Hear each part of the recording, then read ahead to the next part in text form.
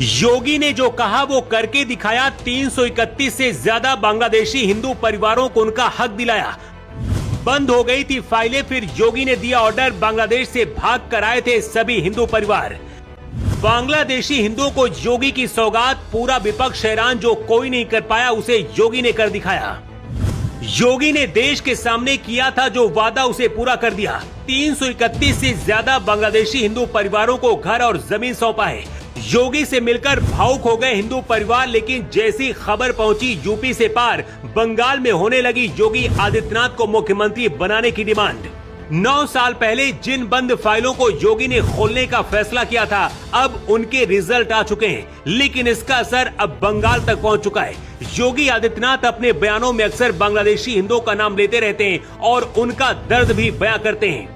अभी बंगाल की रैली में भी योगी आदित्यनाथ ने बांग्लादेशी घुसपैठियों और बांग्लादेशी हिंदुओं का नाम लिया था। 331 बांग्लादेशी हिंदुओं की फाइलें जो बंद हो गई थी, उन्हें कैसे खुलवाकर योगी ने इन सभी को घर और जमीन देने का रास्ता बनाया, जानकर आप भी योगी के कायल हो जाएंगे। योगी आदित्यनाथ यूपी में घुसपैठियों का सफाई अभियान चला रहे हैं। यूपी के हर जिले में डीएम और एसपी को ऑर्डर है कि घुसपैठियों की लिस्ट तैयार की जाए, ताकि जहां से आए हैं उन्हें वहीं पर भेज दिया जाए। लेकिन क्या वो हिंदू परिवार भी भारत से वापस भेजे जाएंगे जो प्रताड़ित होकर भारत भाग कर आए हैं? इसका जवाब योगी ने दिया है। योगी आदित्यनाथ जब 2017 में मुख्यमंत्री की कुर्सी में बैठे, उसी दौरान उनको बताया गया था कि यूपी में ऐसे बांग्लादेशी हिंदू परिवार हैं जिन्हें भारत की नागरिकता नहीं दी गई और उनकी फाइलें बंद कर दी गई। सीएम की कुर्सी पर बैठते ही योगी ने धूल फांकती बांग्लादेशी हिंदुओं की फाइलों को फिर से ओपन करने का ऑर्डर दिया था। क्योंकि फाइलें ज्यादा थी और कोई चूक ना हो, इसलिए बहुत ही सावधानी से जांच की गई। इसके बाद तय किया गया कि इन सभी 331 बांग्लादेशी हिंदू परिवारों को जमीन और घर देकर सौगात दी जाएगी। योगी ने लखीमपुर खीरी के दौरे के दौरान बांग्लादेशी हिंदू परिवारों को जमीन का मालिकाना हक प्रदान किया। 1947 और 1971 के विभाजन के दौरान विस्थापित हुए लगभग 331 हिंदू परिवारों को खेती और घर बनाने के लिए जमीन और घर की चाबियां सौंपी।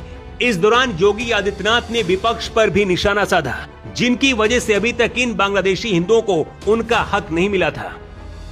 योगी ने कहा कि कांग्रेस, सपा और टीएमसी कोई भी बांग्लादेशी हिंदुओं की बात नहीं करता है, जबकि बांग्लादेश में प्रताड़ित होने वाले सबसे ज्यादा दलित परिवार हैं।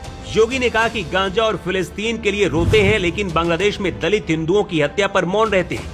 योगी ने कहा कि जब तक मैं रहूंगा, बांग्लादेश से आए हिंदू परिवारों के साथ अन्याय नहीं होगा। योगी आदित्यनाथ का भाषण अब सबसे ज्यादा बांग्लादेश और बंगाल में देखा जा रहा है। बांग्लादेश में योगी के नारे लग रहे हैं, क्योंकि बांग्लादेश में रहने वाले हिंदुओं की अब उम्मीद बढ़ गई है कि आज नहीं तो कल एक न एक दिन वो हिंदुस्तान अब लौट सकते हैं। इधर बंगाल में जो हिंदू परिवार बांग्लादेश से भाग कर आए, इधर उधर भटक रहे, वो भी मांग कर रहे हैं कि योगी जैसा सीएम ही बंगाल में बनना चाहिए, ताकि बंगाल में कई दशकों से रह रहे हिंदुओं को भी सम्मान और न्याय मिले। योगी आदित्यनाथ की बंगाल चुनाव में एंट्री हो गई है और ममता बनर्जी के गढ़ में हिंदू और मुस्लिमों पर ताबड़तोड़ बयान दे रहे हैं, जिसकी वजह से ममता बनर्जी का समीकरण टूटता दिख रहा है। बिहार चुनाव में जीत की एक बड़ी वजह योगी के आक्रामक बयान भी माने जा रहे हैं, जो विपक्ष की लाख कोशिशों के बाद भी हिंदुओं का वोट बैंक लेने में कामयाब हो गए। अब बीजेपी यही करिश्मा बंगाल में भी दोहराना चाहती है। बंगाल में इस वक्त योगी की सबसे ज्यादा चर्चा हो रही है। जो लोग योगी से नफरत कर रहे हैं, उनकी जुबान पर योगी का नाम है, और जो प्यार करते हैं, उनकी जुबान पर भी नाम है।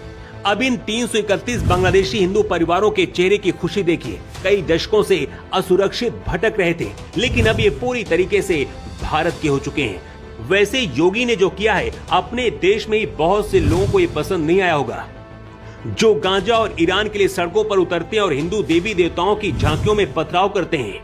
वैसे आप क्या कहना चाहेंगे? क्या योगी ने सही काम किया है? अपनी राय कमेंट बॉक्स पर लिखकर आप जरूर दें।